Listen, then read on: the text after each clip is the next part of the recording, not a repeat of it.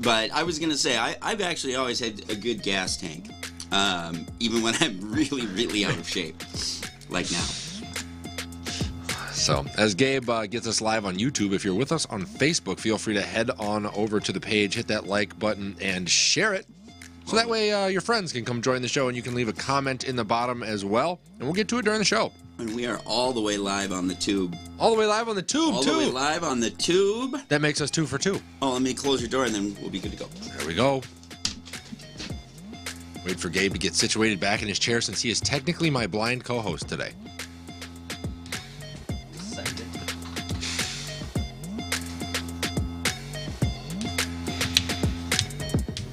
The dancing robot's still probably my favorite graphic. Too. I love it.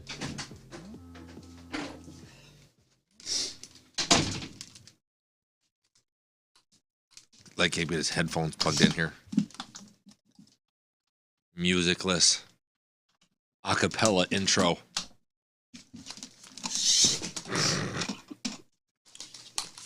Wow. Wow. I just fucking really? Wow. Dumped a thing of water on the keyboard? Nice. Could have been worse. Could have been worse. Sorry, just 1 second. Could have instead of biked, could have ran to work. Would you have made that sacrifice, Gabe? If the bike tires were flat, would you have run?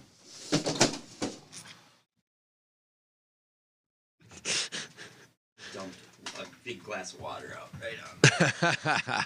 Yes.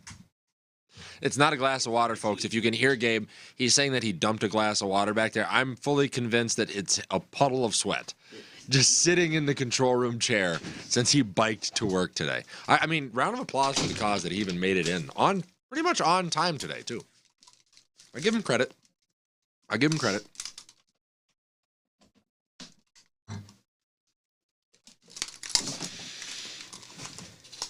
We have the Jeopardy music. Insert here. Okay. To be perfectly honest, I'm shocked that. Oh, let me see. Gabe's got to check. Can I hear? Test, test. 1 2 1 2. All right.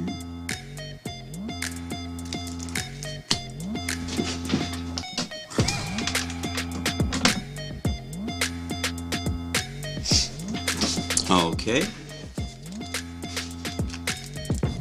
Are we good? Yeah, I got weird-ass headphones back here, but yep, we're good. All right, now. let's kick this pig. Ladies and gentlemen, welcome back to yet another episode of Glass Half Sports. I am your only host for today, as Mike is still recovering from his honeymoon, Nick Huffman, and we are here as we wrapped up 2 sports seasons over the week. NBA and NHL both now are into the offseason, leaving baseball and boxing pretty much in the spotlight. Glad to have you with us as always. Gabe, how was your bike ride into work this morning, and did you pick up anything big in sports?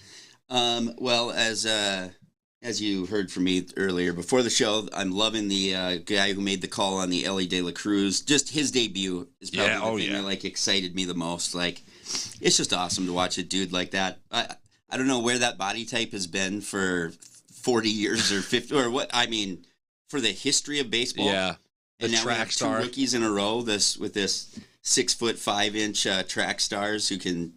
Their exit velo is insane. Yeah. Oh, yeah.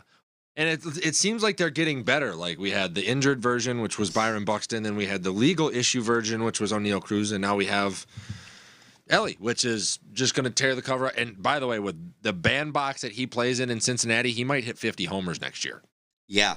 Well, I mean, even just rookies in general, man. Like, and this is all sports.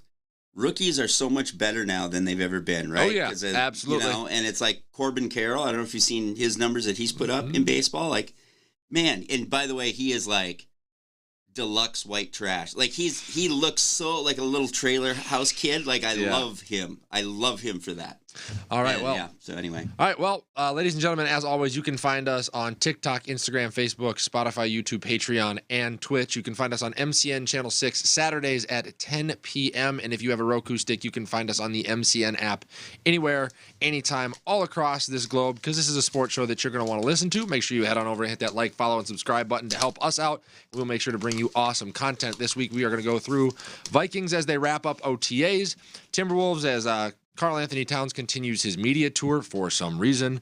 A little bit on the Minnesota Twins. Then as we kick into the national sports page, we're into the NBA offseason. The NHL wrapped up the finals. We got some NFL rumors. And then a lot of news actually coming out of the fight world. And we'll do Fight Corner to wrap the show. Gabe, should we start with the GM problems that the Vikings might have? I've been waiting for you to come around to this and talk about this for months. Yes. Okay, so I said it last week on this show as E. White sat in the seat that I am currently sitting in, and we found out that we let Dalvin Cook walk for nothing.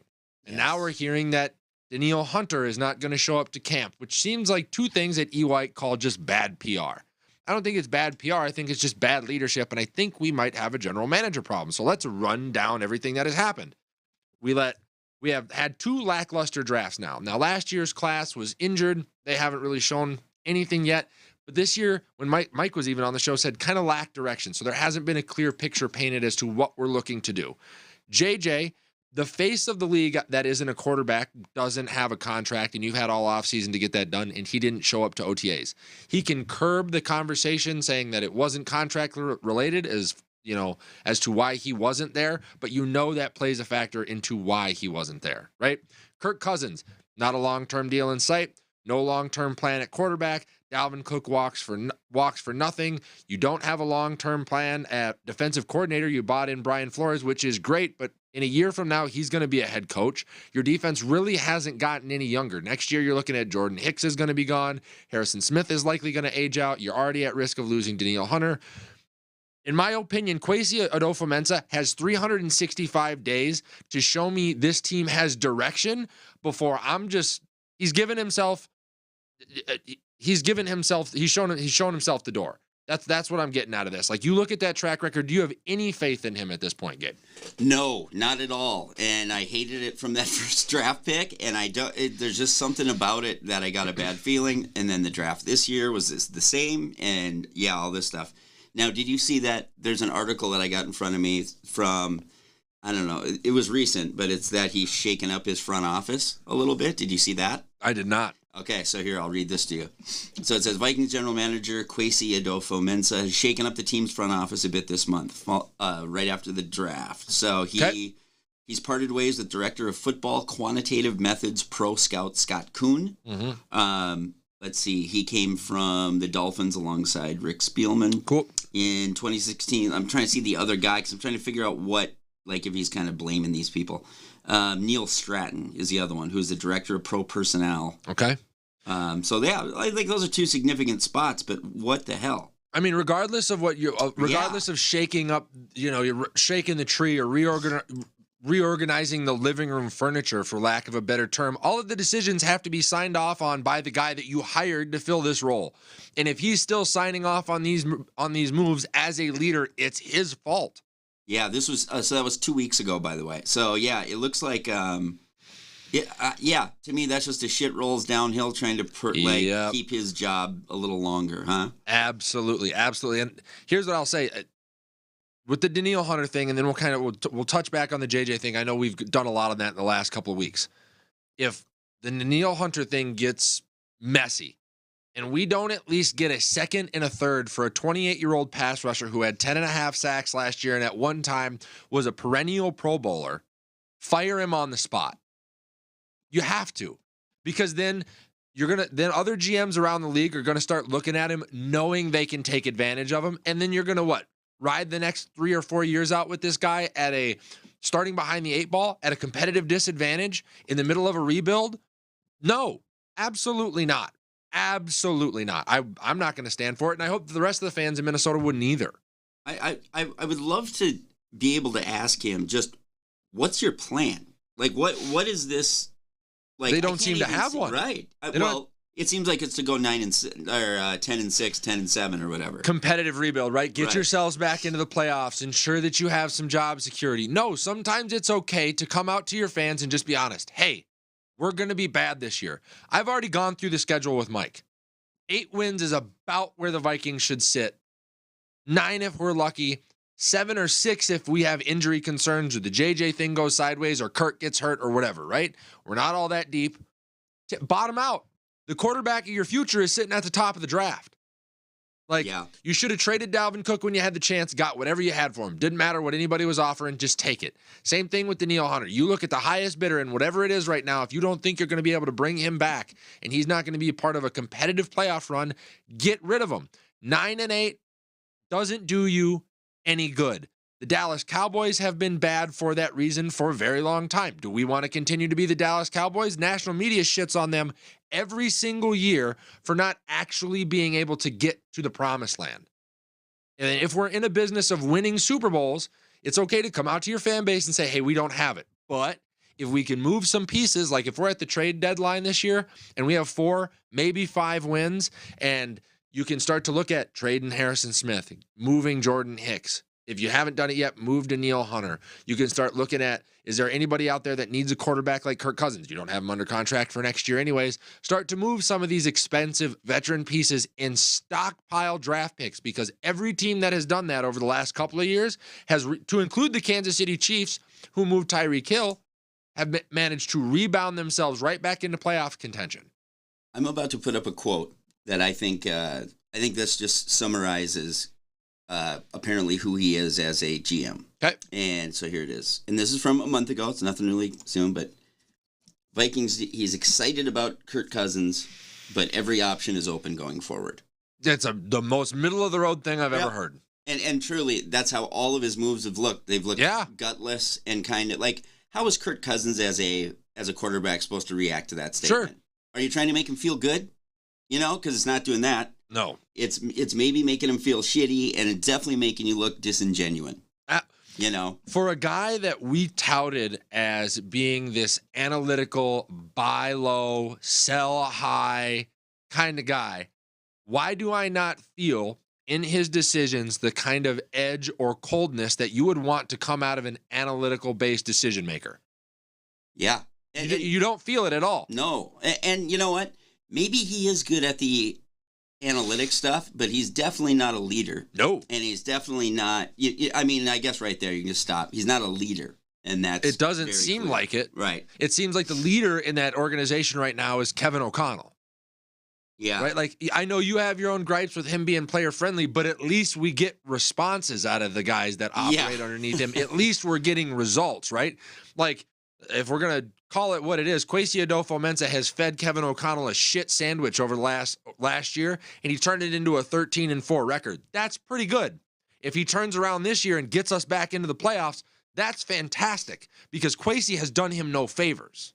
So if we look at his moves, let's see if there's anything that we like. I mean, his highlight is the tight end trade, right? TJ Hawkinson. Yeah, like that's a win. Yeah, but do you have to caveat that off the fact that you also gave you got that trade done probably off the favor of sending a top flight weapon to Detroit in Jameson Williams during the draft in division when you have a weak secondary? Yeah. You have to roll those things together so it's null and void. Okay, you got a weapon, but you gave them a weapon in favor of a weakness that you already have. And you're going to play that guy twice a year. He traded draft capital for Ross Blacklock and Rieger. No, I don't care for either one of those picks. Jalen Rieger right now is your 4th best wide receiver. Yeah. Ross Blacklock isn't on the team anymore. Zadarius Smith, what do we get for him? 2/4. Okay, that's useless. Yep. Man, dude, honestly, we should go apply for the job. Oh, I'd take it in a heartbeat. We can't. Take it in a heartbeat. We can't do worse. No, we can't. I mean, Absolutely honestly, not. as I'm looking at this right now, I'm like, is he the worst GM in the fucking NFL? I mean, listen, there are other teams out there that have managed to butcher a ton of situations. The Tennessee Titans being one of them, right? Yeah. To manage to have the talent that they've had. I'm not going to call him the worst GM in the league. I don't want to be but that. For what he was given, for the opportunity that he had to hang on to those veterans last year, we're going to run it back. Or to deal with Kirk the way he's dealt with Kirk, or to handle the JJ thing is concerning to me. Is incredibly concerning to me. There's no reason going into camp why he shouldn't have a deal. You hand that guy a blank check, and you go, what do you need? And you figure everything else around him. And if that means you either do or don't have the money to pay a veteran quarterback, you steer into that skid because that is your guy. Or you commit to, we're not going to pay you. And you should have traded him already because the value. Now, every game that happens, you're risking injury. Every game that goes by, every practice that goes by, his value comes down a little bit because the team's going to have him for a little bit less time. You should have already made that move if you're going to make that move. Yeah, man. Lewis Seen, Andrew Booth, Ed Ingram, Caleb Evans, Brian Asamoah. Yeah, it's just nothing exciting, man. Nope. Nothing for a team that was, kind of ready to get over the hump, it felt like. That should have been capable of doing so. Yes. With a little bit of help, but instead we hung on. We did the Minnesota thing, loyal to these guys. Let's hang on to the really slow and outdated defense of Ed Donatel and operating with Eric Kendricks, and let's bring in another veteran linebacker and pay Jordan Hicks and more veteran corners that aren't going to No, sometimes you just got to get younger. You just got to, if you're going to be successful, and it's not happening. What? And then, quick question for you: are you interested at all to watch Milquetoast Kirk Cousins on Netflix? What? You didn't hear about this? No, I've no Kirk clue Cousins what you're talking last year was followed by NFL Films around by a docuseries that's going to have him, Marcus Mariota as a backup, and Patrick Mahomes as like what it's really like to be a quarterback inside the NFL. So listen, I'm a hater. So as a hater, yes, this is must-see TV. Oh, yeah. This is, I'll just be sitting there loathing him and just loving every second of it. Absolutely. Hell yes, I'll watch that. And if you've watched that PGA show on Netflix. I haven't. I'm waiting. It's great, man. Yeah. It's just very interesting to see the life they live and all that stuff. So, yeah, no, I think it'll be fascinating on its own. They couldn't have picked a lamer fucking quarterback to follow, but I'll love it. Well, here's the thing that nobody's talking about. It seems to me like what they did is they picked the best quarterback in the league, which was Patrick Mahomes. Uh-huh. They picked a dead center, middle of the road, average as fuck quarterback in Kirk Cousins, and then a backup. What do you mean he's the best we've had since Fran Tarkenton? Oh, yeah. I'm joking. But do you see what I'm saying? Uh-huh. Even NFL Films went, we need somebody at every level. And Yep. Kirk Cousins was dead center. If NFL Films is telling you that about your quarterback, maybe it's time you make a move. Yeah, we got to get a guy who we think has a good chance to falter this year and have some drama for the show. And then we need a backup. Marcus Mariota's spot on for that. Used to start, that I get. But that is very telling. The way that they cast Kirk in that role was incredibly telling. What is the so I've got the trailer in front of me, but obviously I'm not going to play it. What did it show anything? Like, did you see any? I don't know. The thing that I am most interested to see that comes out of this, and this is more NFL than it is Minnesota Vikings stuff, is that means they followed Patrick Mahomes through that ankle injury last year, late in the year through the playoffs. I want to see what that was like. I want to see how much light they're going to be able to shed on what they were doing to rehab him, what it looked like between games, the dialogue that he had with Andy Reid on stuff like. I think that's going to be for me what I want to see most. You know what I think is one of my favorite human study things to watch, though, is people when they're injured, if you watch and they know people are looking at them, it's really hilarious to see. Like, everyone knows there's certain hero, little winces you can do. Like, I'm going to do little wince, but I'm going to try to look strong and whatever. Like, it'll be hilarious. I love that stuff. People are such frauds. Anyway. Yeah. All right. So anything left on the Minnesota Vikings game? No, I just realized I didn't even pull up the graphic because I was trying to pull up stuff the whole time. It's all right. Wouldn't even worry about it. We'll use it as clip art. Let's move on to the Minnesota Timberwolves. Do you have that graphic? Oh, I will in about 1 second. All right. Well, let's do that because Karl Anthony Towns has continued his ridiculous media tour. For some reason, speaking out more than he ever has this last offseason. He was on Patrick Beverley's podcast, and he left 2 quotes that I wanted to address today. The first of which I thought was super, super fucking ridiculous. Welcome to late night. He said, when my time is up, he says, when I hang up the shoes and my wife and kids go to the cabin or whatever, and I retire, there will be people that say I changed the game. On what planet does this man live on where you know what, Gabe? Actually, let me take a pause. I think he's right. I think Karl Anthony Towns did change the game. I think he ushered in the era of soft big men. He's been in the league for 9 years, and the only thing that I've seen him create is a love for big crybabies that don't actually want to play in the paint. You're right, Kat. You did change the game, but it was not positive whatsoever. It's like watching Tim Duncan play with a vagina. And actually, that's a super accurate statement. Yeah. It really is. Like, he is so fun. And you know what? No offense to women out there. Actually, women are stronger than men, so that's just a cheap Most women are stronger than Kat. Well, they definitely. I would take who's that lady who got arrested in Russia? Brittany Griner. Yeah, she would fucking grind him down. Absolutely. She would wear his fucking ass out. Absolutely. It's ridiculous to me. The lack of situational and like personal awareness that this guy has. And the franchise for 9 years has been like, that's our guy. Let's play devil's advocate for a second here. Just like if you're Kat, right? Or Kat's parents. Those are the only people who could possibly like access this way of thinking. Sure. What in his brain could be the thing that he's doing that's changing the league? Oh, the way he shoots. Okay, his shooting as a big man? Yep. But Olajuwon, man, like there have been people who... Well, he's talking about his ability to shoot as a stretch 5 from 3. Okay, buddy, you're right. You can hit it from 3, and you almost won a 3-point contest at some point. But you know what? We sacrifice in lieu of that, your ability to play defense, your ability to rebound, your ability to be emotionally and mentally mature, your ability to play the role that NBA teams pay you for. And by the way, so I got this stat up right in front here. Well, here, I can put this on the thing if you want, but it has the best 3-point shooting big men. He is not in the top 10.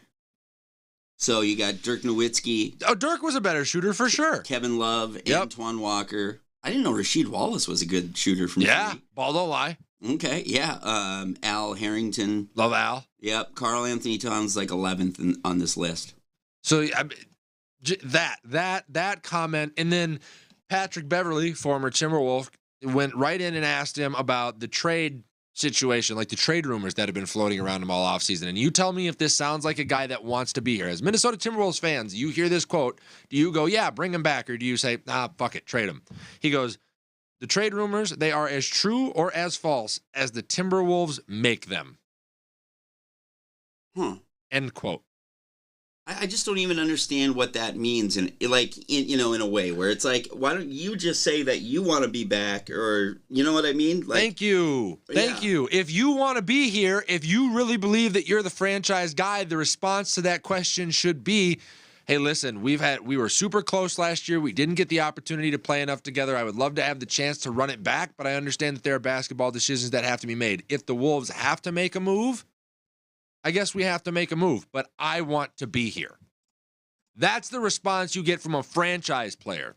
The response that Kat gave is the response of a guy who does not want to be here because he knows that it's only going to continue to show all of the cracks in his armor. And it's not his team anymore, so maybe he's throwing a little bit of a temper tantrum. I'm sorry, dude. Anthony Edwards has showed more emotional and mental and situational maturity in his 2 years, 3 years in the league than Kat has showed in all 9 years that he's had. There's just a big man. Outrageous. Yeah. I mean, really, are we the only ones smart enough to see that he sucks, though, or do you think? I hope so. I hope that LeBron James, just like he did with Kevin Love, is dumb enough to go, yeah, give me that big man that can shoot. Or that somebody out there like Devin Booker, who he's best friends with, or wherever D'Angelo Russell winds up, still believes in him enough to be like, we can win a championship with him. Let's go get him, and forces some front office to make some ridiculous trade. Because anybody that inside the Wolves organization, probably anybody that's in the Wolves division where we play these teams consistently knows you don't go get this guy. You don't touch him with a 10-foot. There's only one other big man in the league that I think is more radioactive than Kat right now, and it's Zion Williamson, who's 3 years into the league, and he's on the trading block. Yeah, man. It's just, I can't imagine there's anyone going like, hey, give me that baby shit soft, that yellow baby shit fucking. So bad. Big man. So bad. So if I was Cat, for his own trade value, my advice to him, at the very least I could do, is impart some wisdom onto this Minnesota athlete, elder statesman. Shut up, sit down, and train all offseason. Either the trade happens or it doesn't, and if it doesn't, come in and be ready, so that way when contracts come due or when you want to force your way out of here, you have some value. No reason for you to be in the media. You didn't do anything all year. He played in, 20 games? What right does he have to be sitting on media instead of finding ways to keep himself healthy? There's honestly a better chance that you and I change the game of the NBA than him. Like, at least we can come in from an outsider's perspective somehow and, fuck something up. You know who changed the game? How about the jersey that's right behind me right here? It'd be Kevin Garnett. He changed the way that power forwards play. Yeah. That's a guy who changed the game. That guy's got rings to show for it, too. So that's all I've got on the Timberwolves. Let's roll on over to the Minnesota Twins. What do you say, Gabe? Let's do that. A little bit better than expected going up against two pretty solid teams in the Toronto Blue Jays and the Milwaukee Brewers. And C4 has been clutch. Above 500 baseball. Pitching has been okay. They win 4 out of 6. Do you think the bats are coming alive? You look at the screen here. You got a 9-run game, a 6-run game, a 7-run game. They scored 4 last night. Are they turning the corner, Gabe? I think it's early to say that. Like, everything to me with this team, like, I hate to say this because I think they are exciting and I think they do have young play, but they really reeked of one of the, like, an early overachiever who's gonna fall back. So it's pretty hard for me to see anything else. Like, one of the most telling things to me was last week when we had the realization of going, which of these position players is untouchable to you? None. And it's none. Right. None. Not a single one. And it's like... all available. Yeah. Taking all calls. You usually don't win a division or even compete if that's the case. Well, I mean, granted, they do have a 3-game lead in the division, so, like, good for them. Right. They've got some guys that are injured. They've got some guys that have been sent down to the minors, like Jose Miranda has started to come around. He's hitting... versus the 1-something he was hitting in the pros. He's hitting .255 in the minors right now. His slugging percentage is on the way up. Nick Gordon is on his way back. How about Royce Lewis? I thought that injury, but what? Well, here's the interesting little thing. He's apparently been benched for the likes of the career 182 hitting Max Kepler. Oh, okay. That's super smart baseball, right? So what are we thinking on manager? Why am I losing his name? Rocco Baldelli? Yeah. God, he is. I don't know what to think of that guy. I'll give him credit. It seems like he's fixed the pitching issue. The Twins have already had more starters that have gone 6 innings or more than they had the entirety of last season, which that goes to show you how bad last year's pitching rotation was. So good on him for fixing that. But now it seems that he's taken his eye off the ball, so to speak, on the hitting side of the lineup. Your best hitter is Byron Buxton, who's hitting .220. And we'd all die to trade him. Yes. Or, you know what I mean? It's like, that's why I say this team, I just can't get behind him, even though I love the pitching. Love those starters. Love Sonny Gray and Joe Ryan and Pablo Lopez. Bailey Ober has been a pleasant surprise. Like, he's got, and then Johan Duran, and they've got some pieces in place on the pitching staff finally. But instead of like allowing Matt Wallner, who's hitting .301 with a .513 slugging percentage in AAA, had 27 home runs as a AAA player last year, multi-time minor league player of the month last year. Instead of allowing him to come up and be probably what would be our best outfielder right now, we're hanging on to dear life to Max Kepler. Yeah. Why? No, I mean, why? Yeah. No, he's a true just an input. You know, I don't know how you get excited. Like, honestly, man. What do you see as a coach? Correa, I'd be happy. Like, there's just not. I don't know how anyone gets excited about this team, even though they're doing well. I'm not saying they're not doing well. No. They're doing well enough. Yeah. They're not doing well. They're doing well enough to stay out of the sights of the media jackals. They're in first place. They've got a 3-game lead. Things can come around. Well, you know who's going to come around eventually? The Cleveland Guardians are going to come around. This White Sox are likely going to figure it out at some point. The other teams that are in that wild card race, like the Blue Jays or the Orioles or the Red Sox or the Yankees, any of the teams in that division, anybody else in the American League are going to come around. And then the Twins are going to be fighting once again for the last wild card spot available in a one-game playoff. They're going to play it and get sent home. What about Trevor Larnach or whatever? Is he up? He was good for a while. He was leading the team in RBIs. Okay. Don't know what he's doing now. Couldn't even tell you. And then, I mean, do we dare predict what's going to happen for the trade deadline? Have they said, like, has anyone taking all callers. Don't touch my pitching staff. Don't need any help there. Got that figured out. If you want a position player, call the Twins. I would not shut down not one single offer. Do you think, though, so, okay, first of all, I don't actually know who the acting GM is now. Is it still the... Falvey Levine. Okay, what is his track record? Not great. I already knew the answer when I asked, but it's still nice to hear. I mean, it's like, this reeks of a team who disappoints at the trade deadline, you know? Oh, yeah. And then you just swoon and then they just watch it. Skid the entire back half of the season as you watch every other You're 100% correct. You end up 5 games below 500 or something. Yep. 5 games above, whatever. Yep. But yeah. Well, let's see if we can take an optimistic look at the games that they have coming up. Why don't we do that, Gabe? Let's do that. And let me get that. Sorry, I'm doing a lot at once here. I was trying to look up some Twins news to see if there was anything breaking at the time. I doubt it. We don't break news in Minnesota. News breaks us. Yeah, that's very true. So here we go. I know that they've got a 4-game series coming up, the 15th through the 18th against the Detroit Tigers, a 4-game set before we take on the Boston Red Sox, who have actually been better than advertised this year, the 19th through the 21st. So a slam-packed slate of games before we see you guys next week. It's going to be 8 games, lots of baseball to be played. Gabe? What are your thoughts on how the Twins are gonna fare at during this 8-game stretch? Well, the Tigers suck, so they're that's bad. Good. Yeah. Yep, and they're gonna get our better pitchers. They're gonna get Sonny Gray to start, Joe Ryan game 2, likely gonna get Pablo game 3. So we should be able to steal 3 of those games. 3 out of 4. Yep. 3 out of 4 there, and then a split with the Sox. Yeah, I think we're at Boston. If we're at, I think we're gonna drop 3 out of 4. Oof. So 500 baseball again for the Twins. Wow, really good.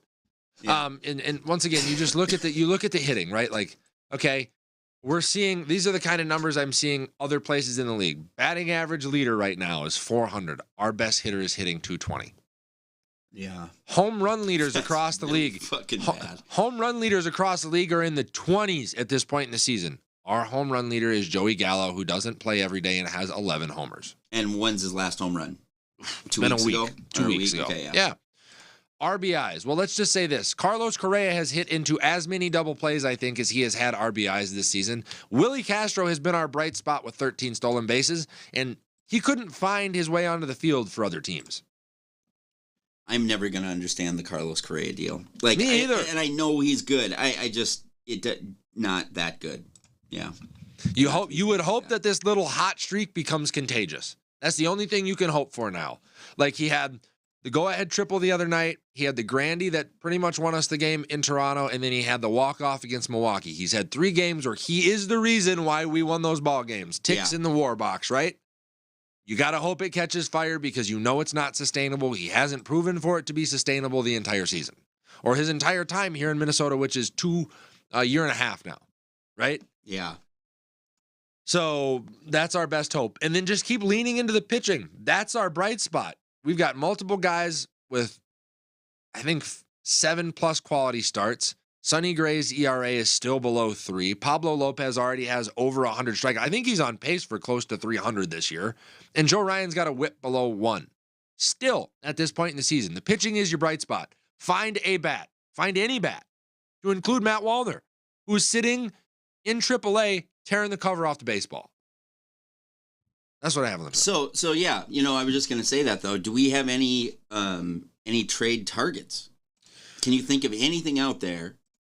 That could be something I look into for next week. I don't know of any, the saving grace would still be the Shohei Ohtani deal, right? Well, that would be. I mean, that's so good that my brain won't even allow me to think about it. But you could get it done. We just acquired. Oh, darn it! I don't have my cue thing ready. Ding. Okay. We just got. We acquired minor league right-hander Taylor Floyd from the Brewers. That completes a late April deal from last year. So, yeah. So, we just made a move. Very exciting. Sure. Very exciting. Why'd they even make a fucking write-up about that? Because that's all we have. Yeah.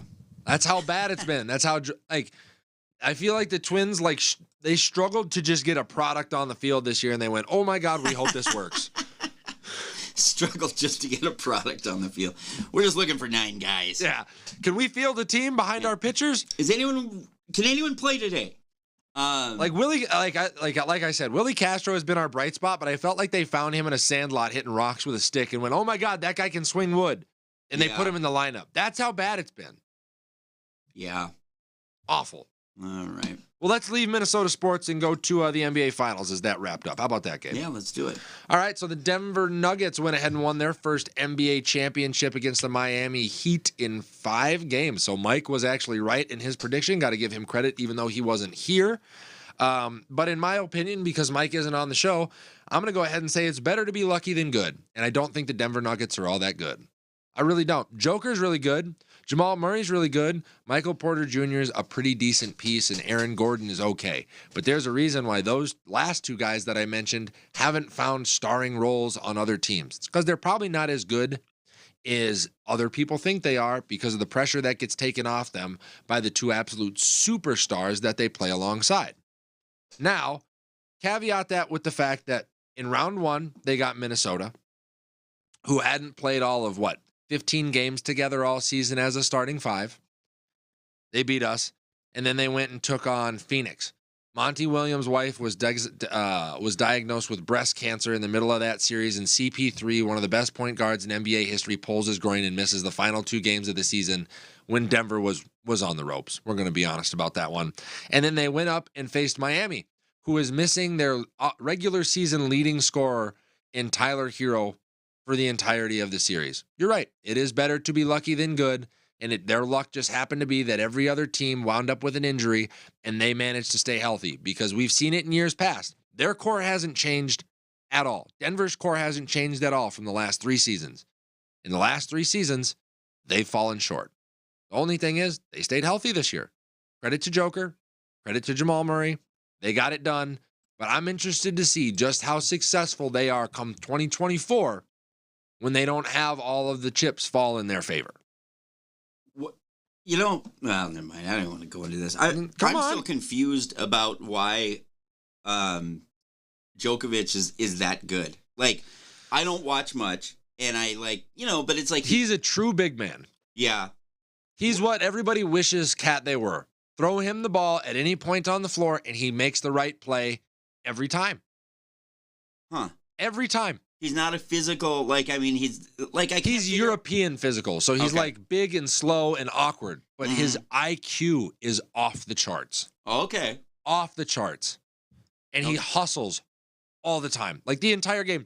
I give him a lot of shit because he's a mouth breather the entire game, but that's because he's genuinely winded. He looks like you when you came in from your bike ride today. Right. But hey, that's hustle. That's effort. That's right, baby. You made the right decision, and so does Joker. Right. You know what I mean? The one thing that does concern me for Denver, though, is did you see the quote about the parade? He won the title. They take him to the podium afterwards, and he's like, "Oh, I'm just excited to go home." They were asking him about the parade. He's like, "What day's the parade?" They're like, "The parade's on Friday, big guy." He's like, "No, I have to go home." Yes, I did.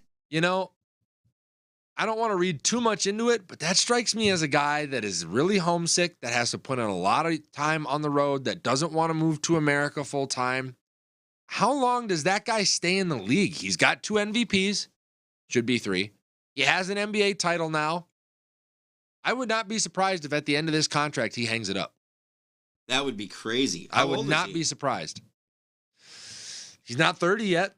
Because, I got to say, the whole reason you do this shit is in a way for that parade. Right? He's got it now. Truly, it's not that you do these things just to win in that moment. It's like you want to soak it up. So, wow. Yeah, that's crazy, man. And are the leagues over there competitive enough where he might just want to go play over there. Oh, yeah. That's where Luka came from. That's where he came from. He came from a pro league overseas. Are they getting 7 figures there yet? I don't think. I mean, I'm sure he could. He would, yeah. You know what I mean? Yeah. As the star that he is. Or he could just go and, like, train on his own and be a part of the Olympic teams every 4. You know what I mean? Like, he could find a different role where he's not doing... let's see. Jordan Dino says Joker values time with family and friends more than basketball. I would agree with you. I think that's going to become a problem. Denver earned first in the division, so he earned the right to play the lesser of the competition. Lesser of the competition, I don't think. I get that. Yeah, you play hard all off season to face the lower seeds, right? But was Minnesota truly the lowest seed? You look at that team on paper? No. Phoenix was better than they were. They didn't even technically earn that right. If all 3 of their stars were healthy all season, I think Denver's the 2 seed. And then Miami missing that. You can't control who you play in the Eastern Conference, but Miami missing their top lead, like their leading score by a pretty decent margin in the regular season, just gives me pause because I know what happened in seasons previous. Just gives me pause. Thanks for tuning in, Dino. We appreciate it, buddy. This is a perfect transition. So we are into the NBA offseason now, and there are some rumors that have come out to lead the offseason. Why don't we take a spin through those real quick? And the first thing that's going to come out, maybe Gabe can look this up for me because I know the announcement is supposed to come at some point today. Yeah. You called him the wannabe gangbanger in Ja Morant. His suspension should come out any day now.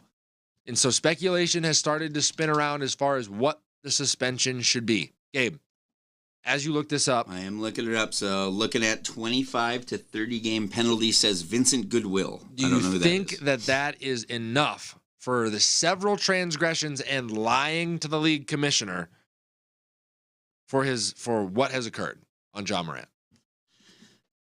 So I'm trying to think are they paternal or are they treating them like grown men? Like basically, do you treat these players who are grown men but yeah, there's a tough thing when you turn old like I am, 44, where I now know that a 25-year-old kid is a kid. Yeah. Right? We legally he's an adult, and they like to say that they're an adult, and he makes the money of an adult, but they need guidance still. Oh, yeah. You know? And it's like, if they have if the NBA has that mentality where it's for the good of the game, the good of the player, then no, that's not enough.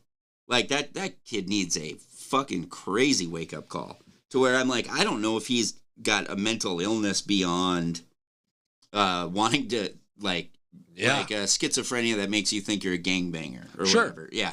But if it's just as a professional, he didn't commit a crime. Right? He just was a shithead. So I think in that case, it's fair. So... it's kind of like your heart versus your head, right? Legally, if you're just looking at it legally, that's sufficient. If you care about that kid and you care about the game, no. It's not long enough. I'm going to give you a comparison that everybody is going to wince at, but it is the one that I guess Shannon Sharp on his final show on Undisputed kind of hinted at without saying it. And we have the tweet on the screen here. Okay. The amount of punishment he's going to get will be the max of what the CBA will allow. But I would like to see Ja take accountability or responsibility or accept responsibility for his actions. What he's hinting at here is Deshaun Watson. Deshaun Watson's transgressions were much greater than the punishment that he deserved.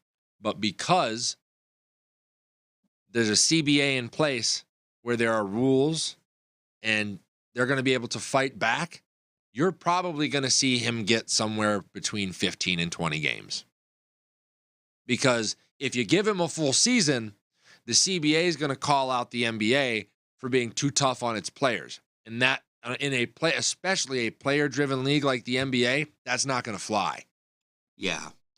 So it's the unfortunate truth, the unfortunate pill that everybody is going to have to swallow is 16 games keeps him out of contention for MVP awards and postseason awards.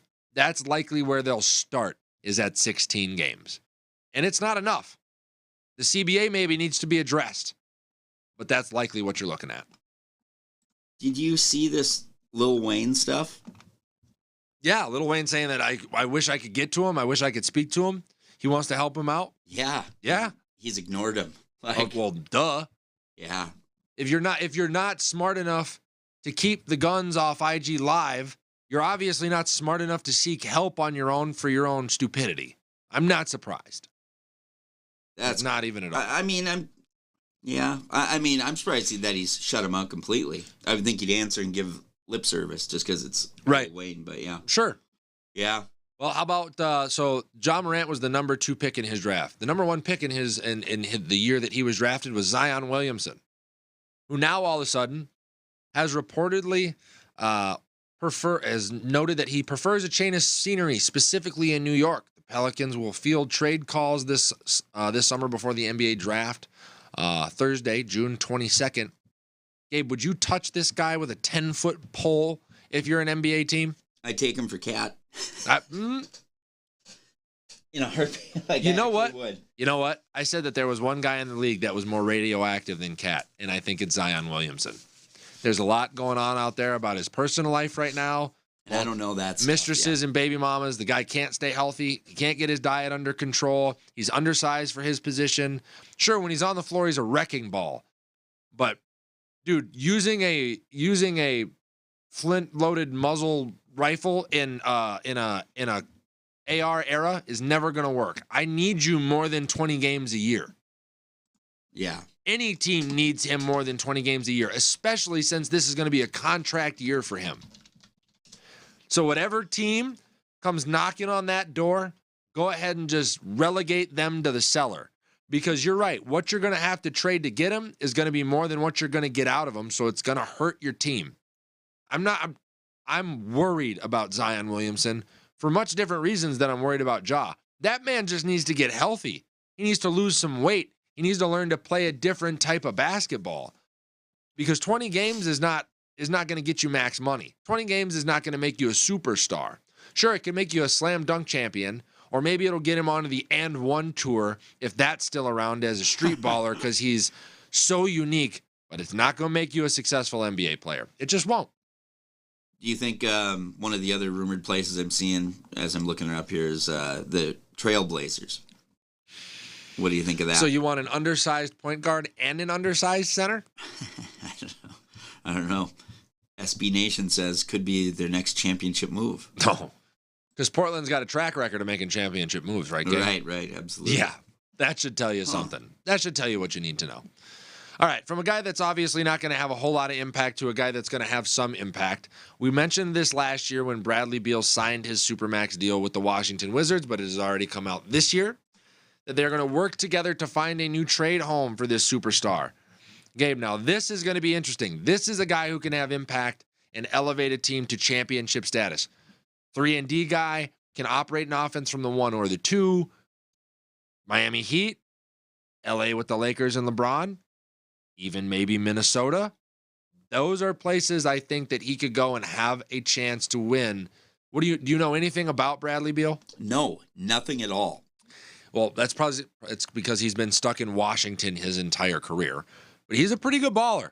Guy's a multiple-time All-Star. I think he's like the standard for being an efficient 2-guard is shooting 50% from the field and 40% from 3. He's normally around those numbers. Would that fit with us though, because of Edwards? I know Anthony Edwards is like a 1, but yeah, well, Anthony Edwards is technically your 3.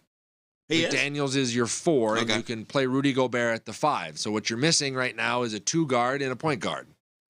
You can move Cat in that deal and send him to Washington and likely get Supermax for Supermax. Get a guy like Bradley Beal in return. If you're the Minnesota Timberwolves, you pull the trigger on that. Does Cat have any power to veto trades? I do not know. Okay. I would have to look. Because I'd have to imagine he will go kicking and screaming to Washington if that's the case. Oh, absolutely. Yeah. Any player that winds up in Washington usually goes kicking and screaming. Yeah. You know what I mean? The last guy that voluntarily played for a Wizards team was Michael Jordan. Right. So, so the Bradley Beal thing is out there. I know that the Heat are big name hunting with Tyler Hero's injury history. Jimmy Butler nearing the end of that career. They got Bam Adebayo. Kyle Lowry's going to leave. He was their 3-and-D guy this year. I think that's an interesting fit if they want to try to run it back, because I think Miami does have a good roster. You saw the development of guys like Strus, Gabe Vincent, Caleb Martin. I think that's another great piece for them. But then LA, he's been rumored to be a LeBron just spot up shooter guy for the last couple of years. So I'll be interested to see if LeBron stays in LA, if that's somebody that they pursue. Hold on. LeBron might leave LA? What a whore. Thank you. A true whore, if that's the case. Thank you. He's positioning himself. I've heard rumors about LeBron going to Golden State. So no matter where he goes, they let him do whatever he wants. Yep. They give him total control. Sure. And yet, somehow, he's never happy wherever he goes? Or like he has to leave? Or what? I don't understand. Well, the issue is LeBron goes places, and he is like the parasite that sucks all the nutrients out of every franchise. Right. So let's look at Cleveland when he was in Cleveland. He was in Cleveland. They were pretty good for a while, but the minute that they detached LeBron James, how bad were the Cavaliers for the years that followed? Awful. Yeah. Then he went to Miami. Bosh, Wade, Miller, Ray Allen, all of those guys. They did their run, and they detached LeBron James. And then the Heat were really bad. Like really, really bad. He went back to Cleveland, and he had D Rose, and he wound up bringing in D Wade, and he got to build his own thing, and it was great. And they won a championship. And then they removed LeBron James, and they sent him to L.A. And it took the Cleveland Cavaliers until this last year to be a decent team again. When they rip him out of L.A., or when he removes himself from L.A. and goes wherever the hell he thinks he's going to be able to go, the Lakers are probably going to be bad for 3 to 5 years. I'd hate to see what he does to his women. God, they probably all weigh 300 pounds and are depressed and whatever as soon as he's done. He's like a vampire. He just sucks nutrients out of everything. Absolutely. I'd be worried if I was his son, if you wake up at night and he's doing that thing where you hover your mouth over their mouth and you suck their life essence out. Maybe that's what he's doing. He's got Bronny and Bryce and all those guys, and he's draining the youth out of them to extend his career because he's such a selfish son of a bitch. That actually makes a lot more sense than that he wants to play with them. Yeah. Well, what easier way to get that life force from him than to stick him in the same locker room with him? When you truly, it's like having his supply. Yeah. When you truly look at his career, though, it is actually comical. What a selfish play! Think of nobody wants to talk about it. We've forgotten about the whole special. I'm taking my talents to whatever South Beach. It's that was insane. That was such an ego fest. You couldn't even. And then he got up on the podium and he was like, "We're not going to win 1, not 2, not 3, not 4." Dude, you got 2 championships in Miami. You got 1 in Cleveland. No, you got 1 in Miami, 1 in Cleveland, 1 in LA. He's got 3 rings, 4 rings, maybe. I wonder if in his head, this just came to me, is his thing, because he's obviously such a egomaniac. Yeah. Is he thinking, I just want to go to as many markets as I can and win, because then that's a new fan base who'll love me. So he's just he's like a politician. Well, or is it the fact that he is able to see just far enough into the future where he sees fan bases getting tired of his shit and he knows he's got to leave or they're going to turn on him? Hey, there are people who understand that about themselves. I'm best in small doses. There you go. Yeah. All right, and then the last player that we obviously need to talk about is that best point guard in the league, or one of the best point guards to ever play in the NBA, which is Chris Paul, who has said that he wants to play another couple years. The Phoenix Suns have let him know that he is going to be waived, and he wants to go help a contender for a couple years. Once again, let me know out there if I'm being crazy, but if the Minnesota Timberwolves can get a point guard like Chris Paul, now I know he's usually hurt down the stretch, so you got to supplement him with another quality point guard. And we have the opportunity to get one in the draft this year. But if you can get Chris Paul to help develop Anthony Edwards, to help facilitate offense, and maybe keep Cat in check, would you do it? Would you do it? I would. Well, hold on. But you just mentioned that Cat would have to be there. No. He doesn't have to. Okay. But Chris Paul is a point guard you can go get without having to make a trade. My priority is to have Cat not be on the team next year. That's really the only thing I think that should be everybody's priority in the front office of the Minnesota Timberwolves. Yes. But if there's going to be a competitor, a guy that holds enough weight ever to maybe keep Cat in check, gonna be Chris Paul. Best on-floor coach in the NBA over the last 15 years. How's his game now? I mean, he averaged, I think it was 16 points, 8.5 assists, and 4 rebounds this last year. I think he played close to 27 minutes a game, 30 minutes a game. Like, that's good for a guy who's 36. He's been around forever. He was, like, I was watching him when I was in grade school. So, like, Chris Paul's been around for a while, but he continues to produce at a decent level. I would take him in Minnesota. I like it. I mean, we need, put it this way, if there's something that's missing in Minnesota, it is a veteran presence, someone who's been there, yes, absolutely. And you know what? We could use kind of an icon name too. Absolutely, bit, yeah. You want to develop, like, you want to find competitive nature and develop that in a guy like Anthony Edwards, who you're in the middle of long-term contract talks with. Those are the guys you go get. I was going to say, a great example for AD, like, if nothing else, right? Like, I mean, if nothing else, just to kind of maybe it'll help him have a good example on how to go about your business and how to have longevity. 100%. Yeah. 100%. So those are the keynote guys in the NBA that might have different homes come next season, and one that might go ahead and suspend himself right up out of the league if he keeps listening to NBA Youngboy. So let me know what you guys think. We got the NHL Finals that wrapped up as well. A Vegas landslide is the only. I think this is the first NHL Finals I've ever tuned into, Gabe.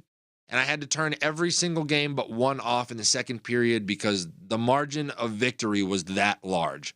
Like, we were talking about it before the show, Gabe. Why don't you tell me the last time that you saw a championship series and or game that was this one-sided? Yeah. No, I mean, that's I'm trying to think of another one. You had the Broncos. The Broncos-Seahawks one was the last one I can remember. That was this bad. I mean, listen, I was watching 7-2 and 9-1 scores for Vegas versus Florida. Florida didn't stand a chance. It's really weird that, like, even some World Series sweeps can still be somewhat entertaining. You know what I mean? But, yeah, this was a walk the whole time. Oh, so bad. Huh. So bad. So all I have to say here is congratulations to Vegas. And if I'm Florida, ouch. Was it even worth getting there if this is how bad? You are now a footnote in history as one of the worst performing Stanley Cup franchises ever.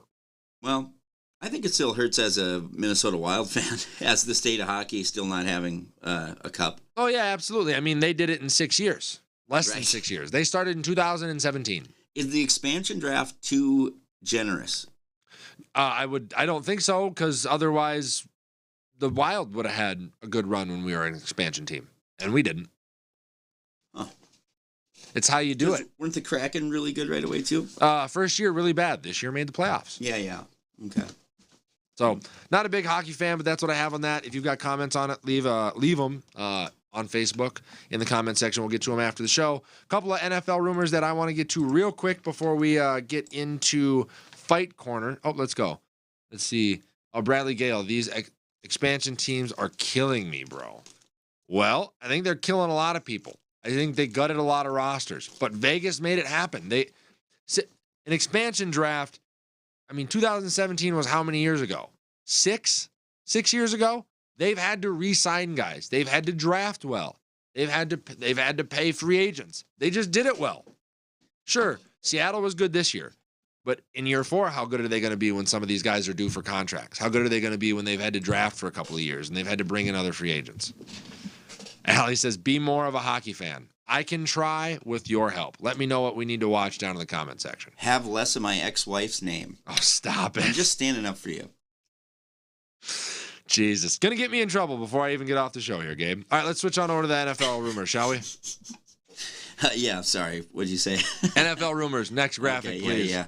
I was patting myself on the back too hard. Were you? Yeah, so there we Have fun on your bike ride home. Yeah.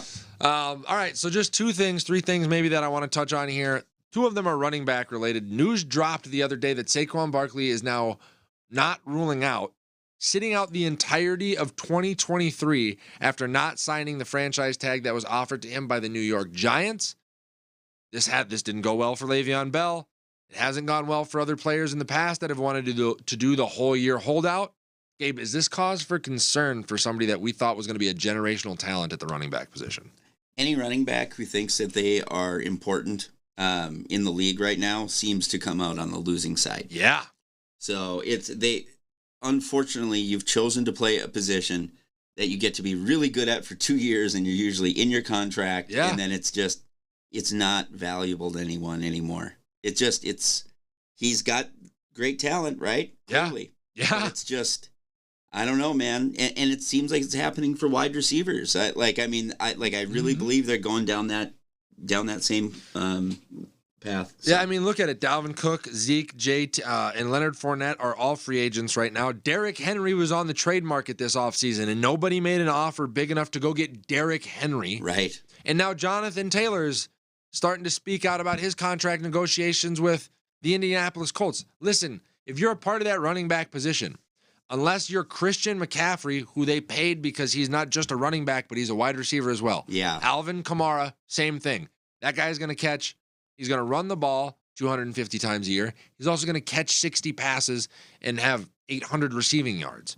Unless you're one of those backs, you just got to take what they're willing to give you if you want to win championships. Now, if you want to be the selfish guy that says, give me the money, you can be in Dalvin Cook's shoes and make $14 million a year and be a first-year playoff exit every year, or first-round playoff exit every year. That's the choice you have to make as a professional athlete.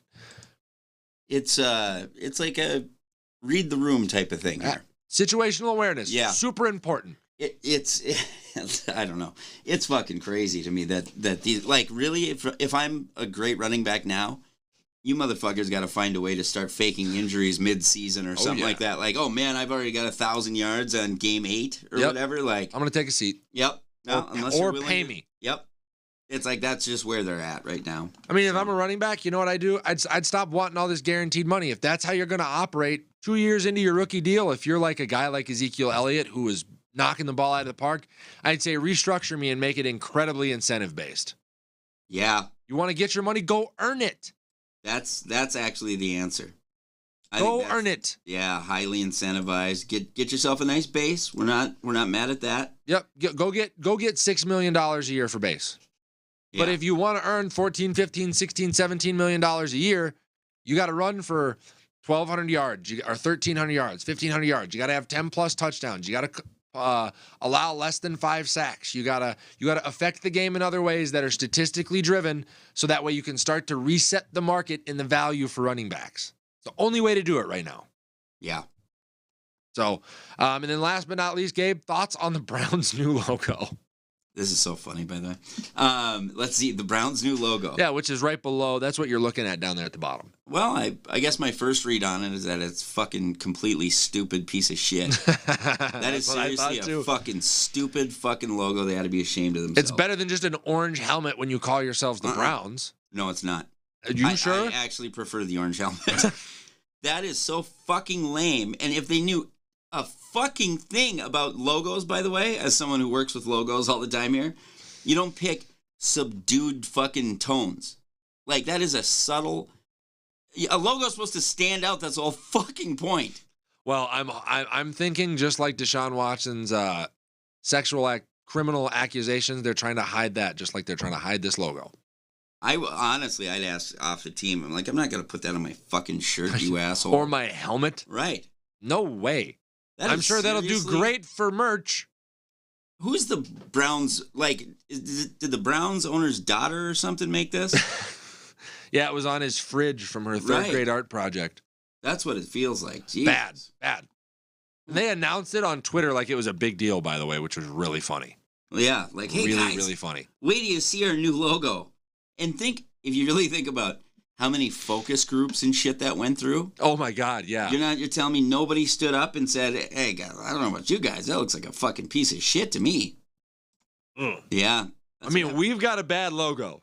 Yeah. Ours is not that bad. Yeah, no, you know what? It's better. It is better. Thank you. God damn. Never thought I'd say that, but that's amazing. Is that the reason why I put it on the show? No, I know. For sure. I needed the validation. And they're a multi-million-dollar fucking organization. We're a multi-dollar organization. Right. But there are multi-dollars. Yeah, that's true. That's true. All right, let's get off the NFL. Last thing we want to talk about is Fight Corner. Big news coming out as Errol Spence and Bud Crawford started their press conference. Gabe, did you watch the one in L.A. or in New York? Well, I gotta catch up on some comments here before we move on. I should get some of these. Gabe. But let's see. Jordan says the NFL needs to change the rookie deals for running backs. They did that for quarterbacks for a while. They're going to have to wait for another CBA dope logo. They're going to have to wait for another CBA for that to happen. So Jordan's on board with us thinking that that's a shitty logo. I like the dog in comparison to the brown helmet. Really couldn't be much worse. That's true. I have to disagree. I just have to disagree. I truly would prefer the fucking orange helmet. I know.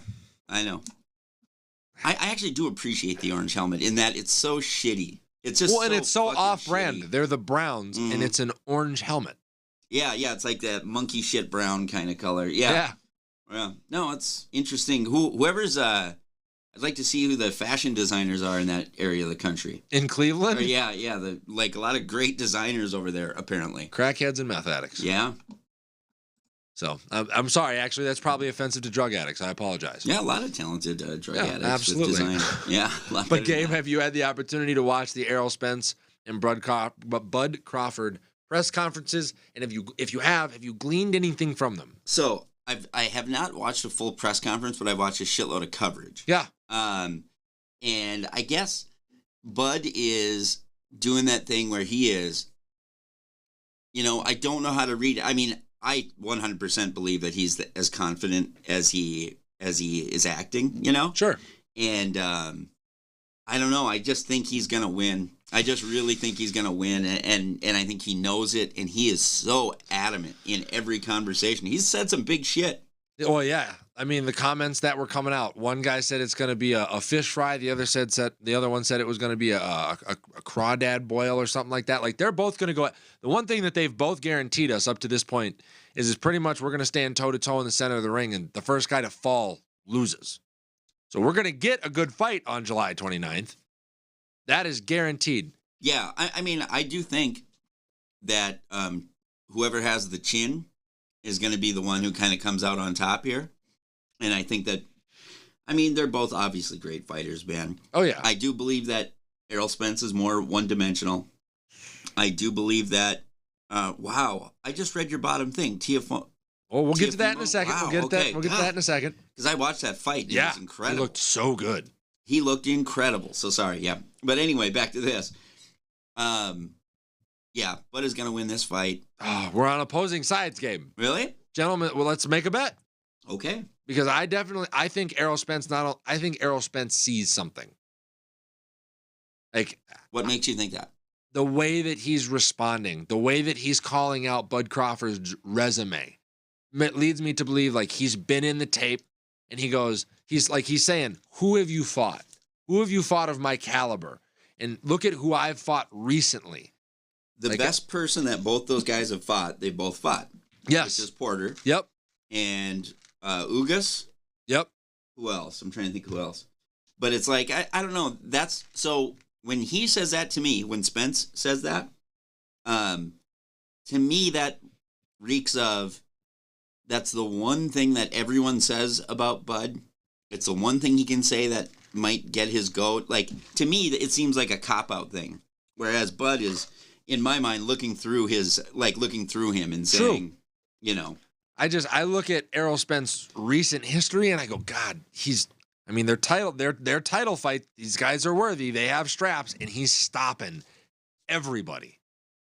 No doubt. And size, like the size is the bigger issue. There's if there's something that gives me pause with them, I know Bud is a better fighter. Like as far as just the whole punching with two hands, man, that is so hard to combat. But I admit his style, he does those switches right in front of you in the pocket. He will switch, and it's like he's going to get hit, and does Errol hit hard enough to take advantage of it? Yeah, where it'll change the fight. Well, he's hit everybody else hard enough. Yeah. No, he's great. That's for sure. Yeah. So, and you know what, Gabe? We're going to do a watch party for that one. We are going to do a watch party for that one. People can come on down to MCN 6. We're going to get the studio space upstairs, hopefully. Have some drinks. Watch the fights. I would love to fucking do that. And then we'll watch Gabe lose another bet. What are we going to bet? We might have to think of this. We'll figure it out. We'll figure it out. But I am heavily confident after the pressers that I've seen. The other thing that gave me pause, by the way, was the way that Bud Crawford's camp has not been critical of Errol Spence. They come out, they call him a great fighter. Like, they're being very generous. Okay, but what's Spence's side saying besides the? They've been quiet. They're just letting Spence do all the talking. Yeah, and really all he's saying is just the whole competition thing. I don't know. I think it's, I'm not even caught up in the hype with this one. It's one of those rare fights that is just so good that I don't need them to jaw. Like, no, I just want to see the fight. Yeah. Let's get to July 29th, and I want to see Hagler-Hearns. That's what I want to see. Yeah, it's the closest thing that we've ever had. So, and then, Teofimo Lopez insists that he is now retired from boxing despite being just 25 years of age after defeating Josh Taylor at Madison Square Garden. I think this is a goad to get Sean Porter. Really? Yes. I think he's just mentally ill. Maybe. I mean, honestly, like, I think that he's kind of clearly mentally ill. Like, for real. His skills are off the charts. But his dad and that, like, the shit that he lives in and around is really unhealthy. His dad still lords over him like he's a little boy, and and then he's fighting back in like interviews and stuff, like he's having arguments with his dad and whatever. And then he was with a woman who he's fighting for custody of his kid. I think the guy needs to push back away from the game for a year and then come back. So I mean, he's 25. He's not retiring. Yeah. Like, as if he's got some other skills.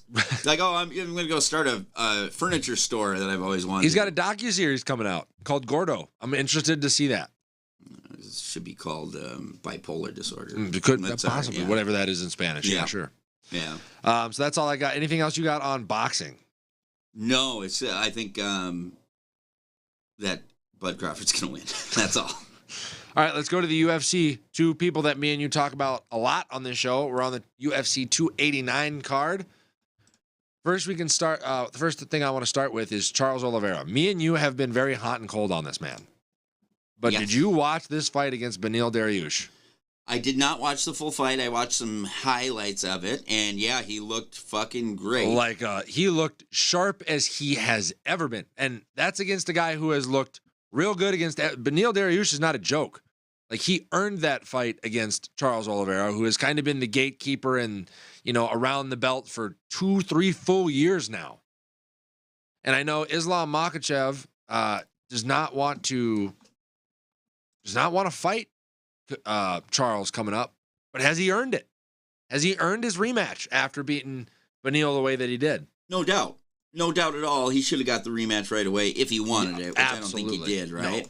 No. And that's where I just think, like, yes, but here's the thing, by the way. He beat Dariush so badly that it makes me want to check Dariush's record before this and go, was he as good? Was he as good as we thought? Because that's how bad that was. Yeah. I mean, it really, he was levels below him. And but we also have to admit, because of Oliveira's track record, maybe he is just the killer. Maybe he is he's a true 3 outcome guy in baseball, right? He is, I'm getting knocked out, I'm getting tapped out, I'm knocking you out, or I'm tapping you out. Like, those are the only outcomes in a Charles Oliveira fight. Nothing's ever going to go to decision. I think that, I actually think that, kind of like Teofimo, that he's a bit of a head case. Oh, yeah. Absolutely. And that's the way that he was fighting was like a guy with nothing to lose, right? Like, he's so disappointed that he lost to Makhachev the way that he did, that it's like he just came out guns blazing, didn't care if he stepped into a punch. Like, he was fighting loose and in flow state. Yeah. And that's what we all try to get to, right? Yeah. So, I mean, yeah. It did say that Makhachev's coaches wanted to see Dariush win. Yep, and then as soon as he won, the following day, the presser came out and said that he wanted to watch the Gaethje versus Poirier fight before addressing Oliveira versus Islam. But that's interesting to me. Like, I don't think either one of those guys has earned a title shot. No, and I mean, Dariush, like, I'm kind of surprised that he has any hesitation to go against Oliveira, because he handled him pretty cleanly, I thought. I would agree, but I think the way that it's going to have to be done creates pause, because if you do that rematch, you understand that rematch got to be in Brazil, right? Right. You want to go to Brazil with Oliveira and have that fight? I don't think so. I don't want to go into Brazil. Like, Brazil's got great UFC fans. Very loyal. Super passionate. I don't know if Islam's ready for that. So they said that he's teasing fights in 3 divisions. Oliveira is. Let's see. Defeated. I'm surprised that he's still making 155. Oh, God, yeah. He's got wide shoulders for 155. He's a monster for 155. 170. I actually didn't know he was fighting at 155. Yeah. I just assumed it was heavier. Officially the third. Let's see. Welterweight. Let's see. As for welterweight, he could move up. Yeah, to 170. There's no way they're saying he's going to get down to 135. That's a joke. Or 140. 145. That's a joke. That's an absolute joke. That man has missed weight so many times at 155 because he's bone dry at weigh-ins. There's no way he's ever making 145. Is Tony, what's his name? Ferguson? Ferguson still fighting? No. Okay. No. God, good. Yeah, right? I mean, hang it up. Right. Hang it up. Huh. All right, and then last thing to close the show, we got to give some props. There was a retirement that happened at UFC 289. Amanda Nunes has hung it up, and she's going to take the flyweight the featherweight championship with her. Dana probably said that division is going to go by the wayside now that she's gone. Your thoughts on her career? Where do you place her? And does she make UFC's Mount Rushmore, Gabe? Please don't put me in this position where I have to pretend like I care. But you have to. Please. The longest reigning double champ in UFC history. I know. Come on. Come on. No, she shouldn't be on the Mount Rushmore. What? She's a girl. Oh, Gabe. I hate that I said that, but it's Gabe. how I feel. If they have a girls' Mount Rushmore, I'm good at that. I mean, there's nobody else on it but her, if that's the case. Like Ronda Rousey would be on it. No. Yes. No. Absolutely. Because Amanda Nunes dismantled her easily. Ronda Rousey is the founder. She's George Washington. Okay, George Washington is not our greatest president. This would be like if Lincoln killed George Washington, then yeah, they're both on there. Did he kill George Washington? No. Oh, God. I haven't read a history book in years. Gabe, what I'm saying is, like, she sits on the Iron Throne of the women's division by herself. There's nobody even close. Nobody even close. Look at her record. It's like you think of absolute killers in the UFC, and you kind of got to go Khabib, John Jones, Amanda Nunes. You have to. You put her over Conor, huh? Yes.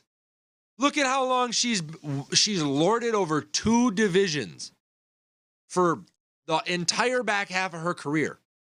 Has never had back-to-back losses in her entire career.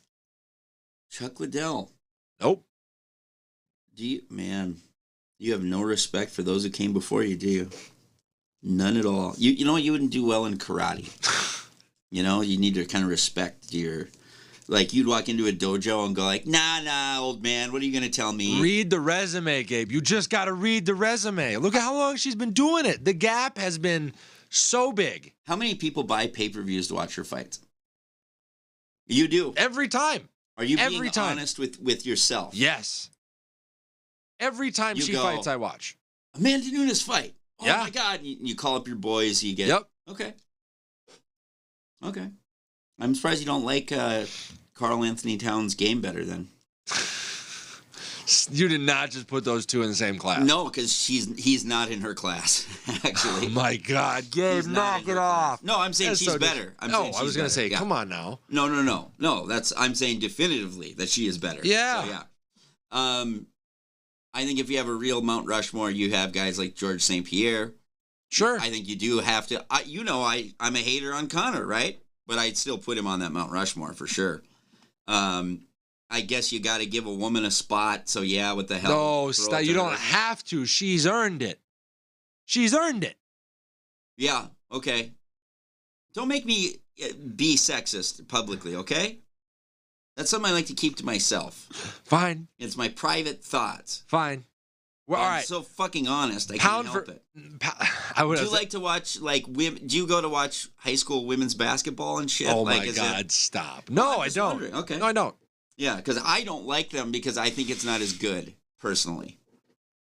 But that's just me. But I guess there are men in her weight class that I'm sure she could tie in knots. Yes. No, there's not one. Yeah. What weight class are those two belts in, Gabe? I don't believe that she can beat a guy 2 weight classes below her. Look it up. What does she weigh at bantamweight and featherweight? So what? 120? No, 130. I don't know. Let's see. And I'll look up. I hate that you put me in this position. I just think that this is one of those things, Gabe, where she's been at the pinnacle for so long that you have that thing in the back of your head that says, "I hate greatness," and you do it with everybody. No, not with discount. Oh, yes, you do. No. It's big market stars. Those are the people I hate on. And really, I don't hate that. I really don't. I don't care about women's sports. That's the honest, ugly truth. That's one of the ugliest things about me. I don't care. I think it's not as good. Ah, Gabe. I really do. And I know it's ugly. And it's not even saying that she's not really fucking great. I think she's fucking great for a girl. And I just think it's just not fucking interesting to me. You've heard me say it. I don't like watching little men fight. That's true. That's true. I'm on record with that. That's true. So it's not, I don't know. I can't get up for it. I'm not sexually attracted to women who beat the shit out of other women. All right, so people that would be like Brandon Moreno would be in her weight class at flyweight. So you don't think she could beat guys like? She might be able to beat up Brandon Moreno. My point is David Dobrik. No. And no, I don't think she could. Steve,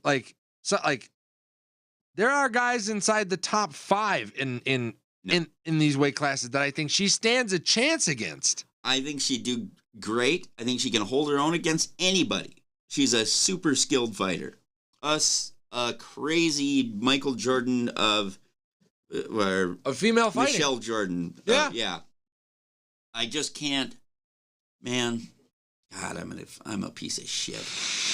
But it's a truth. You better say one. We got to send the show off. You better say one nice thing about Amanda Nunes before we leave the show. She retired and she's earned it. She is the greatest who's ever done it in mixed martial arts for women, and that is unbelievable. It's leagues above anything that I have done. It is not. I'm not at all throwing shit. I'm just saying I'm not entertained by that. Okay. Fair enough. Personally. Fair enough. Yes. Fair enough. Yeah, it's like getting mad at me for not liking horror movies. Okay. Yeah. Hey, but not your brand of movies. Not your brand of movie. I get it. I know you love horror movies, not horror movies, but I get it. Love horror movies. Thank you, Gabe. All of them. We needed that input for the end of the show here. I just want to be clear. I'm big about honesty. Oh yeah, we can tell. Painfully, yeah. We can tell. All right, ladies and gentlemen, if you are an Amanda Nunes fan, make sure you head into the comment section and leave her a thank you, a congratulations, or your favorite Amanda Nunes moment. We got to wrap the show for the week. Mike will be back with us next week. Jordan Dino, last comment here. Oh. Sorry, she could beat up Gabe for sure. Yeah. You are 100% sure she could. Actually, 100 goddamn percent. I might impose my size on her. And my sexism. Jordan Dino, actual facts. The most hated athletes of all time are all winners. True. I love Tiger Woods. Yep. There you go. But Mike will be back with us next week, folks. So make sure you tune in as we get a little bit closer to the NBA draft. We're going to dive a little bit deeper into baseball, maybe start picking apart some of the schedules for the NFL. As always, you can find us on Facebook, Patreon, Twitch, Spotify, YouTube, Instagram, TikTok, Twitch, pretty much anywhere that you can find a podcast or a TV show, you can find us, as well as MCN6 Saturdays at 10. Until then, take care, stay safe, have fun. Early on the drop. I'm trying to do too much at once. Jesus. I'm a fucking disaster. There's just too much going on, man. Everybody wish Gabe a safe bike ride home.